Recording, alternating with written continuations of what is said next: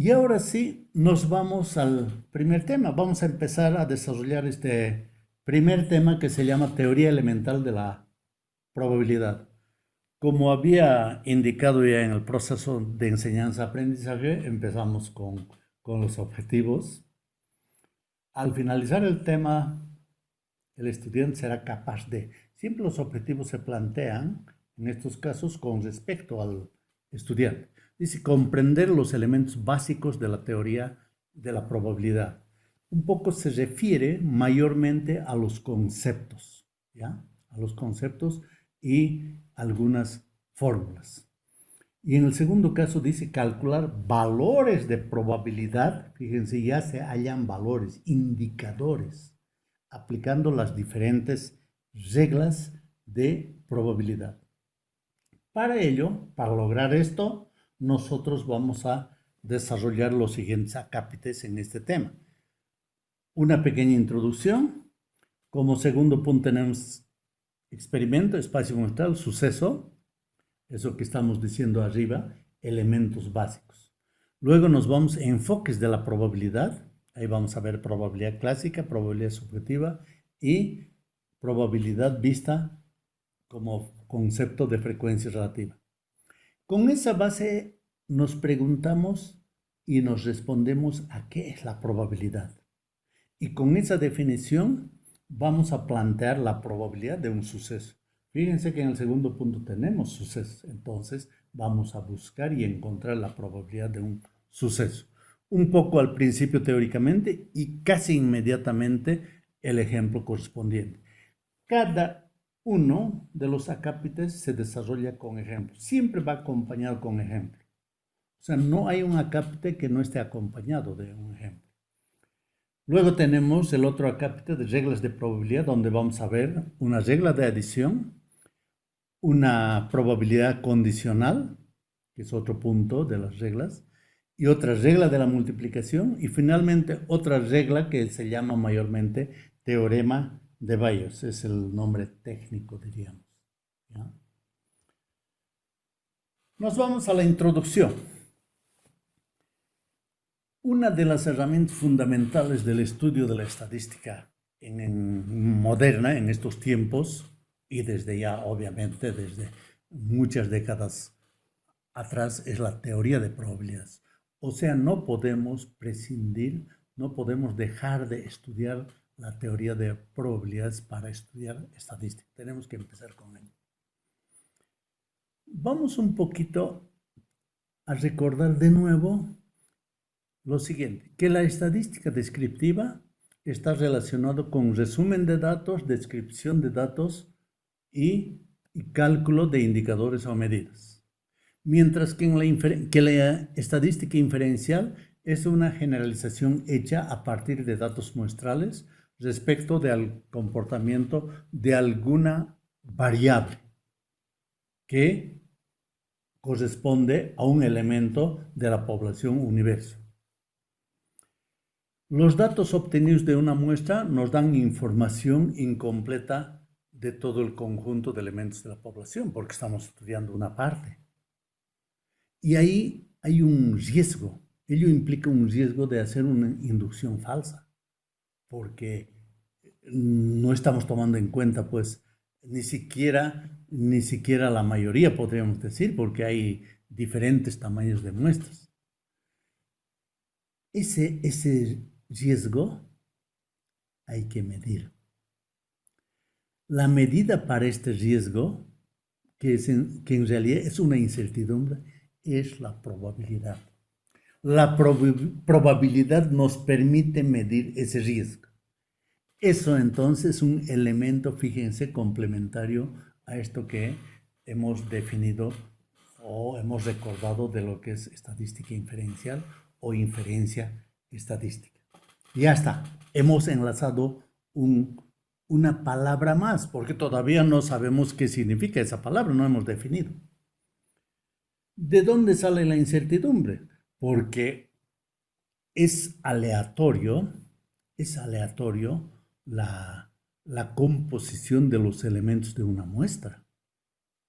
O sea, es el estudio que nosotros hagamos aquí en toda la materia en toda la asignatura es siempre con datos aleatorios, ¿ya? Incluso en el segundo y tercer tema, ahí explícitamente se está diciendo variables aleatorias, porque no se sabe el resultado que se obtendrá de una muestra.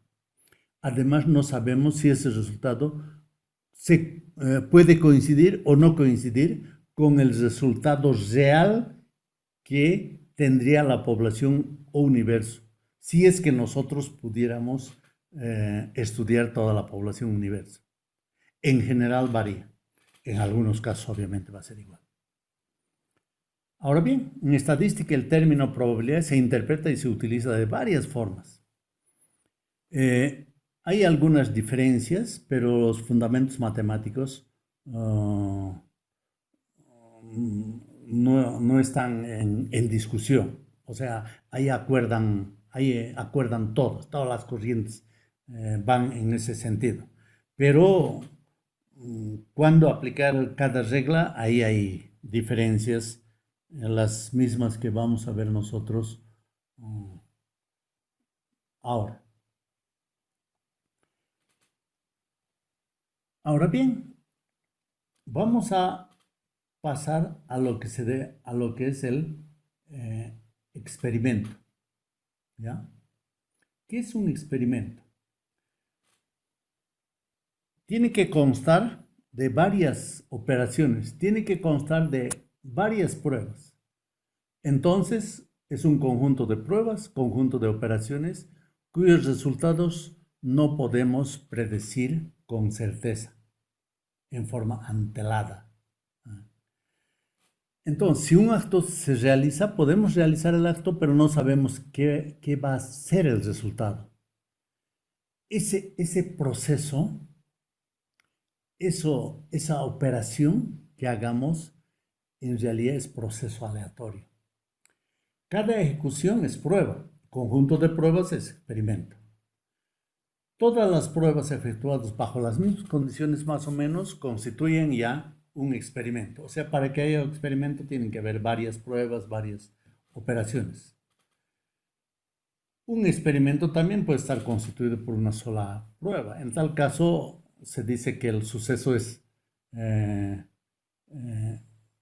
acontecimiento de una sola prueba se llama resultado. Pero eso es raras veces, ¿ya? En general es muchas veces, ¿ya? En términos teóricos y en términos prácticos, los experimentos pueden ser reales o conceptuales. ¿Cuándo es real? Cuando es tangible, ¿ya? Físicamente hablando. Ejemplo, tomo una moneda y lo lanzo. O sea, físicamente estoy haciendo. Un ejemplo. Otro ejemplo.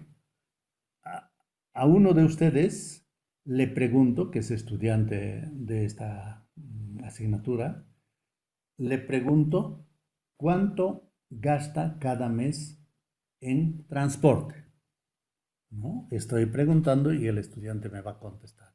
Entonces, no sé qué me va a contestar, y en el lanzamiento yo lanzo, pero no sé qué resultado va a salir. ¿Cuándo es conceptual?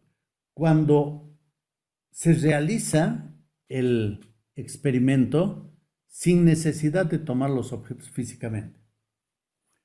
Ejemplo, uno se imagina que lanza un dado y se imagina hallar los resultados posibles, como si el experimento se hiciera físicamente, ¿ya? Esa es la diferencia. Todos los experimentos tienen dos propiedades en común. Esto es bien importante. Cada experimento tiene varios resultados posibles que se saben de antemano. Es decir, pueden especificarse de antemano. Una propiedad primera. La segunda propiedad. Hay incertidumbre acerca del resultado de cada experimento. ¿Ya? Tal vez aquí nos vamos al dado. Se utiliza en esta parte de la probabilidad el dado, la moneda, porque permiten captar con mucha facilidad lo que se está queriendo decir. agarramos un dado. Nosotros sabemos que un dado corriente tiene los números del 1 al 6. Entonces, de antemano sabemos que va a salir o el 1 o el 2 o el 3 o el 4 o el 5 o el 6. ¿No es verdad? Ya está, se cumple la primera propiedad. La segunda, antes de lanzar el dado, no se sabe el resultado. Esa es la otra propiedad. Ya con esa base nos vamos al punto 3, espacio muestral. ¿Qué es el espacio muestral? Es un término técnico, obviamente, dentro de la teoría de las probabilidades y dentro de lo que se llama la inferencia estadística. Es el conjunto de todos los resultados posibles de un experimento. Es el conjunto de los puntos muestrales. A cada elemento del espacio se denomina punto muestral, suceso elemental. Pero aquí aparece un espacio muestral discreto y aparece espacio muestral continuo, porque nosotros estamos trabajando con variables y las variables pueden ser números discretos y las variables pueden ser continuos, o sea, puede ser la variable continua. Es esa variable discreta, esa variable continua que conocen ustedes. Solamente estamos recordando en este caso. Aquí tenemos un conjunto de experimentos y un conjunto de resultados posibles. Fíjense, el lanzamiento de una moneda, ahí están los resultados posibles, cara y sello. De antemano sabemos que va a salir cara y sello. Pero si realmente hacemos la operación, no sabemos cuál de ellos va a salir. Un segundo ejemplo, lanzamiento de un dado. Resultados posibles.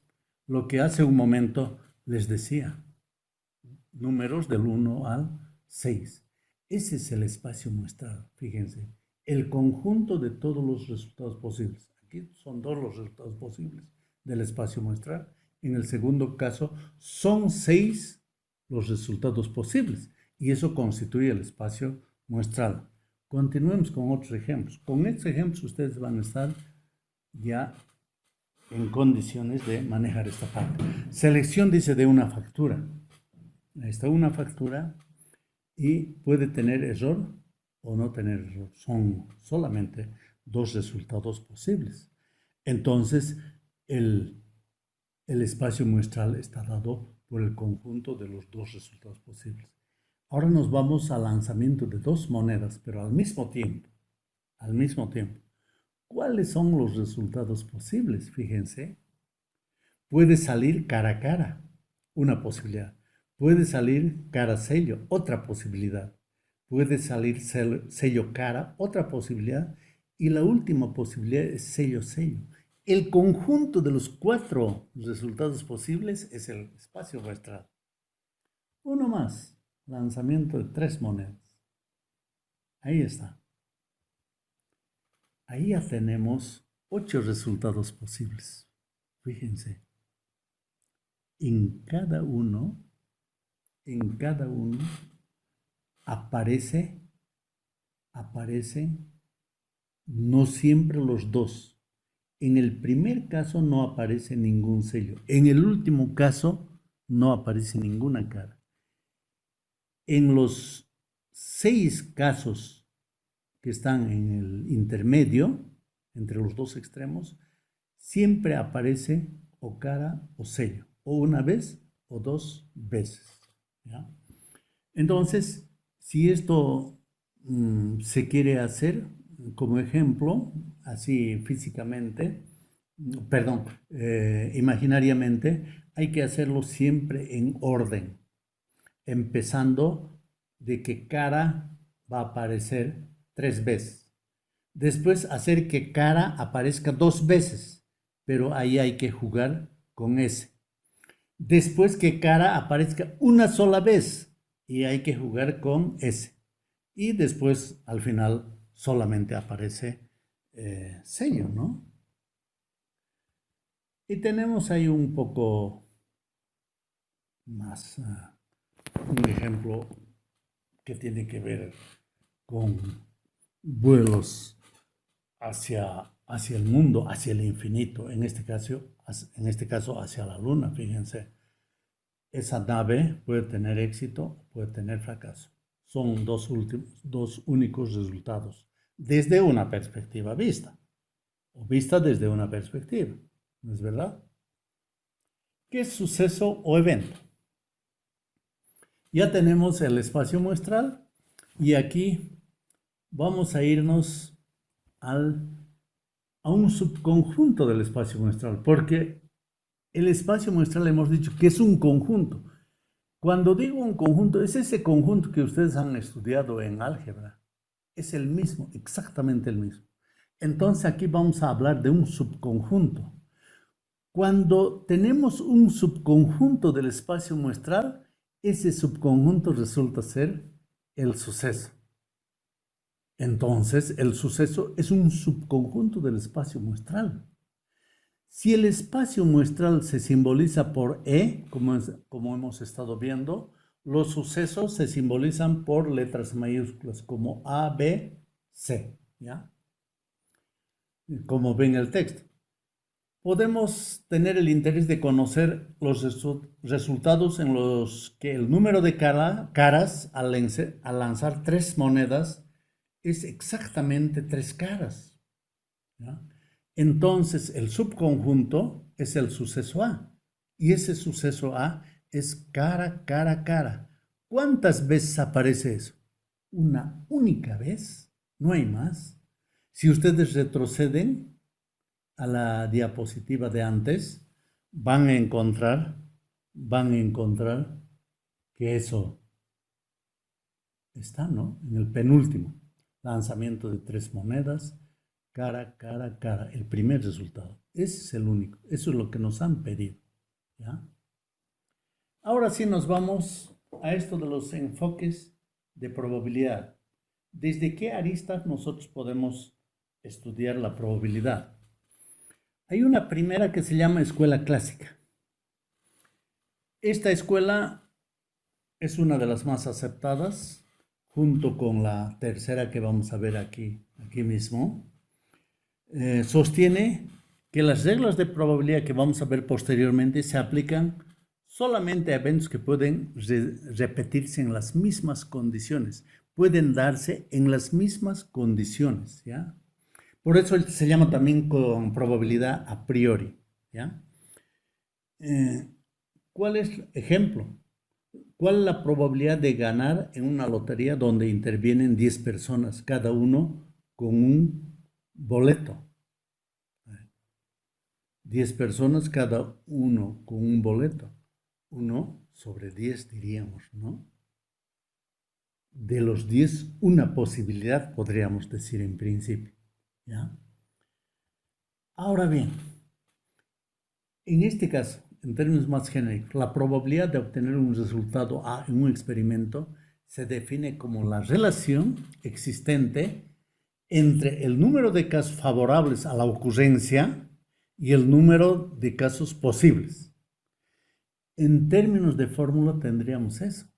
Si el suceso es A, la probabilidad de A sería número de casos favorables sobre número de casos posibles. Eso es un número, eso es un indicador. Fíjense que ya estamos llegando a una medida, aunque en forma a priori, ¿ya? Casos posibles es igual a casos favorables más casos desfavorables, ¿ya? Y con eso se completa la idea de esa probabilidad de A. Ahora nos vamos a esa otra escuela personalista que técnicamente denomina probabilidad subjetiva. Para ellos, para los de la escuela personalista, la probabilidad es una medida de opinión personal, de que un hecho ha sucedido, sucederá o está sucediendo en este momento, ¿ya?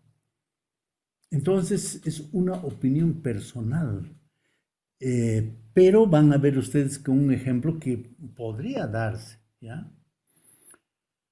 De acuerdo a esta escuela, las probabilidades pueden ser diferentes. Dos personas que utilizan las mismas técnicas pueden tener a respuestas, a resultados diferentes. Entonces, el, el que es, digamos, el que es partidario de la escuela personalista aplica las técnicas de la probabilidad en esos casos que no lo aplica el de la escuela clásica, ¿ya? Porque la escuela clásica esto no acepta, de hecho. Un tercero, probabilidad de acuerdo al concepto de frecuencia relativa.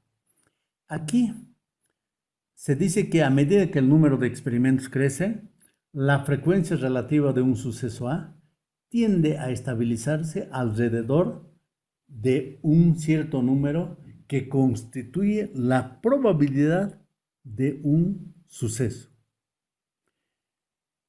En otros términos, la probabilidad de obtener un determinado resultado se define como aquel número, como una medida, aquel número hacia el cual tiende la frecuencia relativa del resultado A, cuando el número de observaciones tiende a infinito. ¿Cómo sería esto en términos de fórmula? Ahí está. Probabilidad de A es, fíjense, primero vayámonos al cociente. Número de casos, ¿ya?, que son favorables al suceso, n sub A. Y n mayúscula, es el tamaño de la población. Y eso tiende a infinito. El límite de ese cociente es el número que nos da la probabilidad. Esa sería la probabilidad. Un poco, en este caso, vamos a ir a un ejemplo porque esto no se entiende si es que presentamos así. Tomemos una moneda. Si tenemos una moneda y hacemos que el lanzamiento sea 100 veces, vamos a ir variando ese número de lanzamientos porque n dice debe tender a infinito. Si ponemos 100, cara puede salir 48 y 52 sello. ¿No ve? Los dos sumados 100. Vayámonos a 500, ¿ya? Si vamos a lanzar 500 veces una moneda, entonces vamos a tener 249 caras y 251 sellos, ¿ya? Si dividimos nosotros, ahora voy a ir ya a la división, si dividimos 249 entre 500, ese número va a tender a 0,50. Ya va a tender. ¿Ya? Pero vayámonos a 1000. Si tenemos 1000 lanzamientos, caras vamos a tener 501, digamos, y 499 sellos, sumados 1000. Si dividimos 501 entre 1000, vamos a tener un número de 0,51 que tiende hacia el 0,50. Y así sucesivamente. Si probamos con 10,000 y con 100,000, como n dice, tiende a infinito, con un número mayor, con seguridad que eso se va a estabilizar alrededor de 0,50. ¿Ya? Para este caso, entonces, la probabilidad sería 0,50. Es interesante ese ejemplo para entender eso. Entonces ya tenemos los enfoques de probabilidad, es decir, esas aristas, esos puntos de vista desde los cuales ven la probabilidad los autores, los dedicados a la estadística. Ahora bien, ¿qué es la probabilidad? Y luego a partir de esa definición vamos a calcular la probabilidad de un suceso. La probabilidad es una cuantificación o una medida de la posibilidad de ocurrencia de un suceso, ¿ya? La probabilidad es una cuantificación o una medida de la posibilidad de ocurrencia de un suceso. A cada punto muestral se le asigna una ponderación que mide la verosimilitud de su ocurrencia. Esta ponderación se denomina probabilidad del punto muestral. O sea, en principio hay una probabilidad base, diríamos, ¿ya? A eso se refiere esta última parte. Cuando digo que cada punto muestral, porque en todos los espacios muestrales hay puntos muestrales, ¿ya? Entonces, en cada caso, el punto muestral tiene una probabilidad diferente si el espacio es diferente, pero dentro del mismo espacio muestral, el punto muestral tiene la misma probabilidad, ¿ya? Para asignar probabilidades a los puntos muestrales se ha convenido lo siguiente, fíjense. La probabilidad de cada punto muestral está siempre entre 0 y 1. Entonces, la probabilidad de cualquier suceso, probabilidad del suceso A, es mayor o igual a 0 o menor o igual a 1. Eso nunca se olvide, porque eso es teoría. Si alguien saca un número que esté fuera de este rango, de hecho, por teoría, ya tiene que decir que está equivocado. ¿Ya? Está clarísimo eso. O sea, la probabilidad puede ser 0, puede ser 1, pero en general entre 0 y 1. Un segundo elemento. La suma de las probabilidades de todos los puntos muestrales siempre es igual a 1 cuando estamos trabajando con el espacio muestral. Por eso dice el espacio muestral, la probabilidad del espacio muestral es 1. Pero esa probabilidad del espacio muestral es igual a la probabilidad del suceso A más la probabilidad del suceso contrario. A' quiere decir suceso contrario. Entonces aquí estamos resumiendo con dos sucesos nomás. Suceso A y suceso A'. ¿Ya? Y la suma de esas dos probabilidades siempre son. Y finalmente, como una especie como un punto, un elemento que se deriva es el siguiente, que la probabilidad de un conjunto vacío es 0, siempre. ¿Ya? Siempre 0 por definición. Entonces ahí tenemos la probabilidad de un suceso A, designada por la probabilidad de A, es la suma de las probabilidades de todos los puntos muestrales de A. Ahí está. Si tenemos la probabilidad del punto muestral de un espacio muestral que corresponde a un espacio muestral y luego tenemos que hallar la probabilidad de un suceso, entonces tenemos que sumar para esto las probabilidades de todos los puntos muestrales de A. Nada más. Entonces esta parte hay que casar bien, ¿no? Esto que dice la probabilidad del punto muestral y la probabilidad del suceso. En el suceso tenemos que sumar las probabilidades de los puntos muestrales, de cada uno de los puntos muestrales que corresponden a ese suceso A. Pero esto se va a entender mejor con ejemplo. Ahí tenemos un primer ejemplo. Lanzamiento de un dado. ¿Cuál es la probabilidad del punto muestral? Esa es la primera pregunta. ¿Y cuál es la probabilidad de obtener un número par? O sea, hay dos preguntas. Entonces, a ver, solucionemos. Primero escribimos el espacio muestral de lanzamiento de un dado, que ya conocíamos. Fíjense, en el cuadro anterior hemos puesto eso. El espacio muestral de lanzamiento de un dado es E igual 1, 2, 3, 4, 5, 6. Ese es el espacio muestral. Y el suceso número par, que denominaríamos A, es pues igual 2, 4, 6. ¿Por qué? Porque dice obtener un número par. Entonces, con eso constituimos el suceso A. A tendría esos elementos, 2, 4, 6, porque no hay otro número par. Ahora bien, ahora vamos a ir a buscar la probabilidad del punto muestral.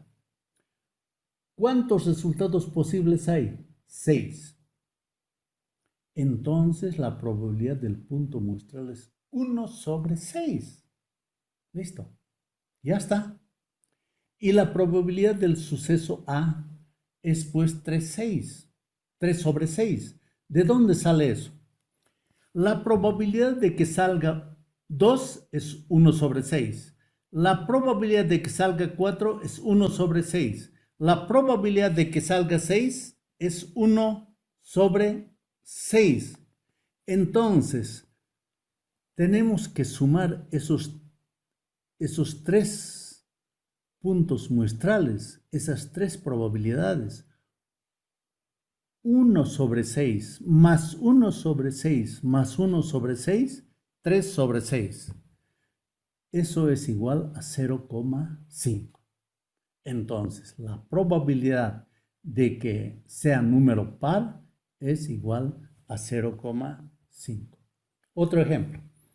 ¿Cuál es la probabilidad de obtener exactamente una cara al lanzar 2 monedas? Primero escribimos el espacio muestral, que ya teníamos de antes, ¿no?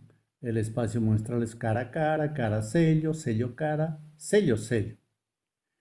Entonces la probabilidad de cada punto muestral es 1/4, es decir, 1 sobre el total de los elementos del espacio muestral. 1 sobre el total de los resultados posibles del espacio muestral, 1 sobre 4. Ahora nos vamos al suceso. El suceso dice obtener exactamente una cara. El suceso A es un subconjunto. Constituimos el subconjunto A. Dice exactamente una cara. En cara sello hay una cara. En sello cara también hay una cara. En los otros no hay. Entonces el suceso es cara, sello, sello, cara. Y la probabilidad es pues igual a 1/4 más 1/4 igual 2/4. Y 2/4 es igual a 0,6 de nuevo. Coincidente con el anterior, pero no tiene que ver nada. ¿Ya? Ya está. A ver si hay algún ejemplo más. Un ejemplo más. En el lanzamiento de 3 monedas, ¿cuál es la probabilidad del punto muestral? Siempre estoy partiendo al principio con el punto muestral, después ya nos vamos a olvidar, directamente vamos a ir a operar. ¿Por qué? Porque ya vamos a saber. Y luego hay otra pregunta, ¿cuál es la probabilidad de obtener exactamente 2 caras al lanzar 3 monedas?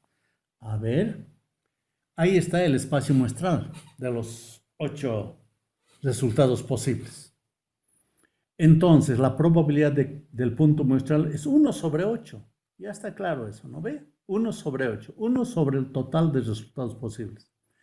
Y constituimos el suceso A, obtener exactamente 2 caras. En cada resultado tiene que haber 2 caras. Tenemos el segundo resultado, el tercer resultado y el cuarto resultado. En cada uno de ellos hay 2 caras, exactamente 2 caras. ¿Cuál es la probabilidad del punto muestral de cada uno de ellos?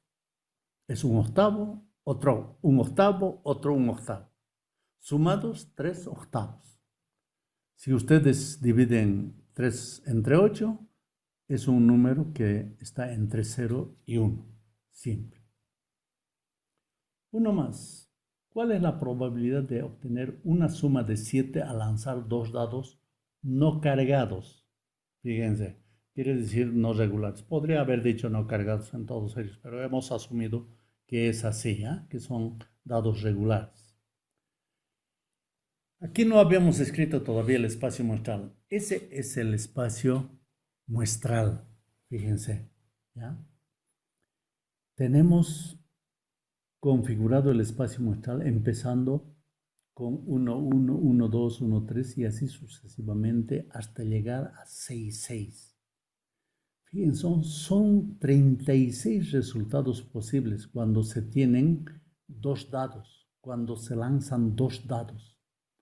O sea, la suma, aquí nos estamos refiriendo a la suma, por eso tiene que haber, siempre hay dos resultados, pero aquí me interesa la suma, ¿ya?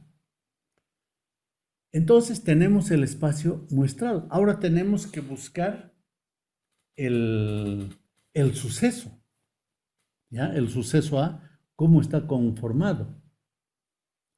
Pero inmediatamente antes del suceso tenemos la probabilidad del punto muestral. Es 1 sobre 36, ¿no? Estamos aplicando la definición de la probabilidad de cada punto muestral. Ese es el suceso A. En todos ellos, considerando cada uno de los elementos que están dentro del conjunto A, suman 7. El 1, 6, el 2, 5, el 3, 5, el 4, 3, 5, 2 y el 6, 1. Y fíjense, en el texto está señalizado con azul, ¿no? Hacia arriba. Con azul está puesto. Todos ellos suman 7. No hay otra suma 7. No hay. ¿Ya? Cada uno de ellos, cada uno de esos resultados, cada una de esas sumas tiene igual como probabilidad de punto muestral 1,36. Entonces, para cada uno colocamos 1,36 y sumamos. ¿Cuántos son? 6. 6 veces. Y sale eso 6 sobre 36. Y el resultado final es 1 sobre 6.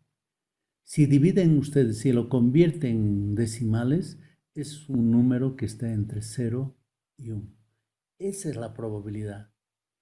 Ahora bien, ustedes se preguntarán, ¿y por qué ha jugado con el 7? ¿Y por qué no con otra suma? Esto es otra historia. Una de las bases ha sido este ejemplo de lanzamiento de dos dados y de la suma de ellas para introducir luego a la estadística. Porque esta es la máxima probabilidad frente a todos los otros casos restantes si es que nosotros nos referimos a sumas. Porque cualquier otra suma que veamos siempre va a ser menor a esta. Iremos al extremo, al 6,6. El 6,6 es único, no hay más. Entonces su probabilidad va a ser 1 sobre 36. Con el 5, con la suma 6 o 5 o con la suma 8 o 9, siempre la probabilidad es menor. Si alguien ha visto jugar con dados, un tipo de juego, ¿no? Siempre dicen la casa con la suma 7. ¿Por qué eso? Porque es la máxima probabilidad. El que está jugando decide. Esa es la razón por el 7. Ahora vamos a iniciar un poquito las reglas de probabilidad para luego entrar ya propiamente a cada una de las reglas. Vamos a dar la introducción y luego vamos a quedar ahí, ¿ya? El tratamiento de muchos problemas sobre probabilidades necesita tener en mente y necesita conocer, comprender algunas reglas que rigen el manejo de ellas. En general, estas reglas nos permiten determinar ciertas probabilidades que corresponden a un suceso, cuando se conocen otras probabilidades de otros sucesos, pero que están relacionados con lo que nosotros estamos tratando de encontrar. ¿Cuáles son estas reglas? Estas reglas son la regla de la adición, regla de la multiplicación, regla de la probabilidad condicional y el teorema de Bayes. Nos vamos a ir a la regla de la adición. Vamos a considerar en principio dos sucesos, A y B. Y además vamos a considerar que estos sucesos son mutuamente excluyentes. O sea, no hay parte común, quiero decir. Entonces, la probabilidad de A unión B es directamente a la probabilidad del suceso A más la probabilidad del suceso B. Ahí está un ejemplito. O sea, ahí están voy a retroceder. Ahí están los dos sucesos que no tienen parte común. Entonces, solamente si queremos tener la probabilidad de la unión de las dos probabilidades, sumamos las probabilidades que corresponden a cada una de ellas, nada más.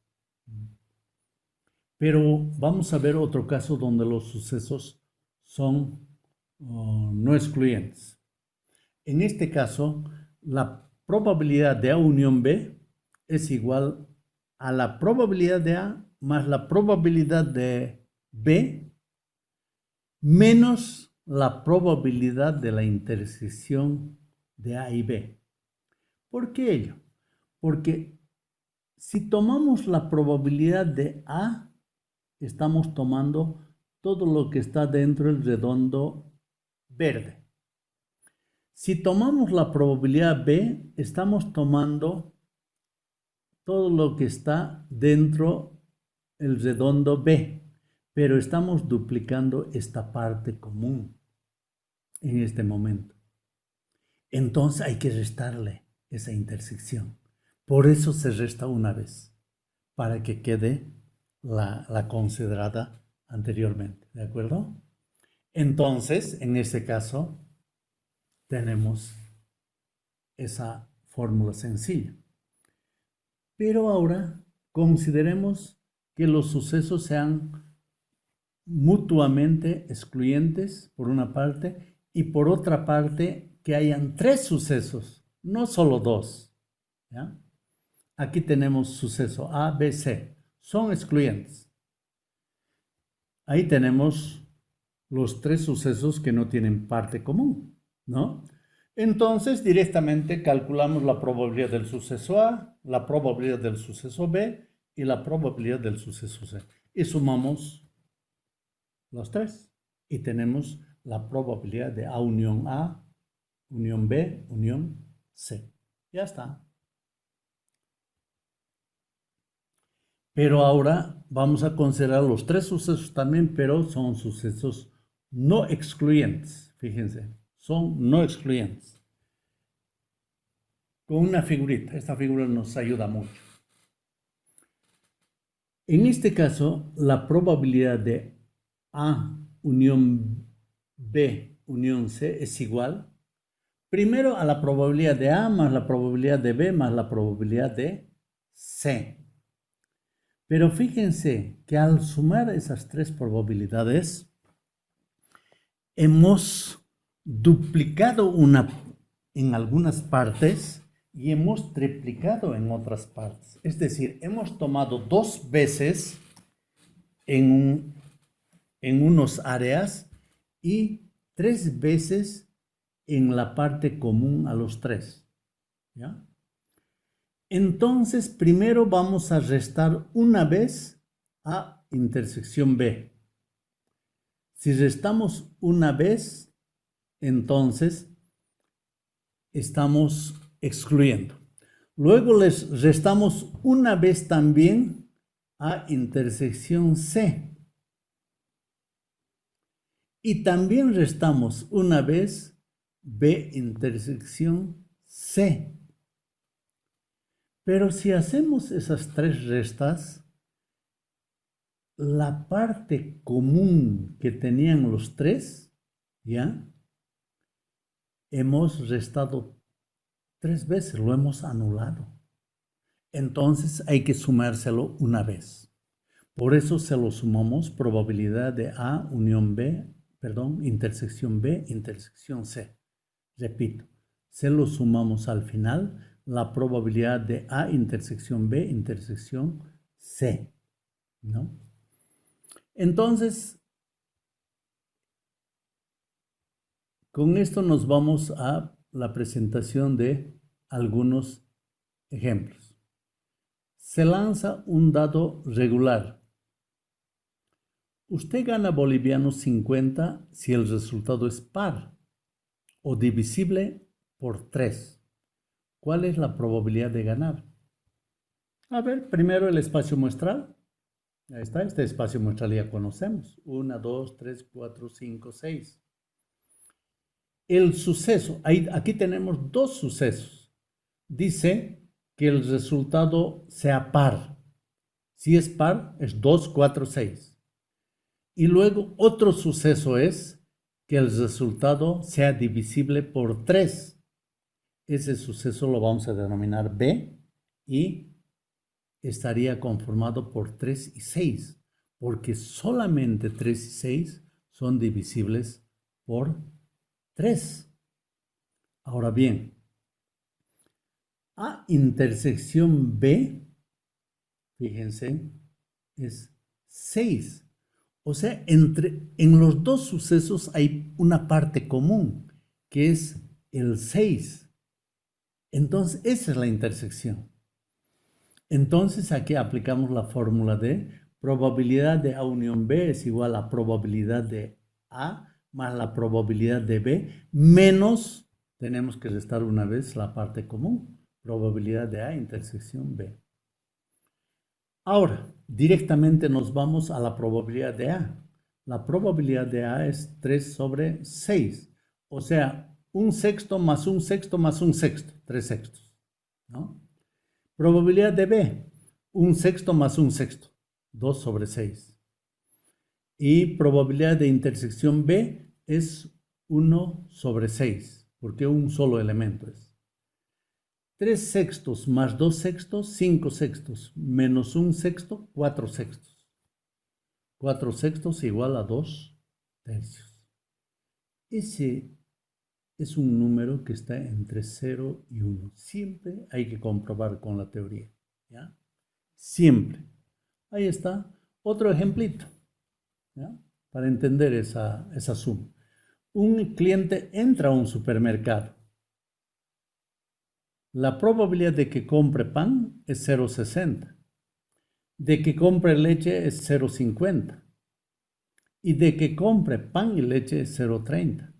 ¿Cuál es la probabilidad de que compre pan o leche o ambos? Esto es muy simple porque las probabilidades ya están dadas, fíjense. Solo hay que darle la denominación del suceso. El suceso A sería de que compre pan. Su probabilidad 0,60. Ya está dado. El suceso compre leche sería B. Su probabilidad 0,50. Ya está dado. La intersección, porque dice de que compre pan y leche. Esa es la intersección. Con eso conformaríamos el suceso A intersección B. Su probabilidad es 0,30, ya está dado, solo que hay que restar. La probabilidad de que compre pan o leche o ambos es 0,80. Es aritmética simple, pero aquí interesa el concepto. Y el 0,80 es un valor, es un indicador que está entre 0 y 1. A ver si tenemos otro ejemplo más. No hay más ejemplo y vamos a quedar aquí, estimados estudiantes, hoy. Continuamos la próxima clase. Muchas gracias.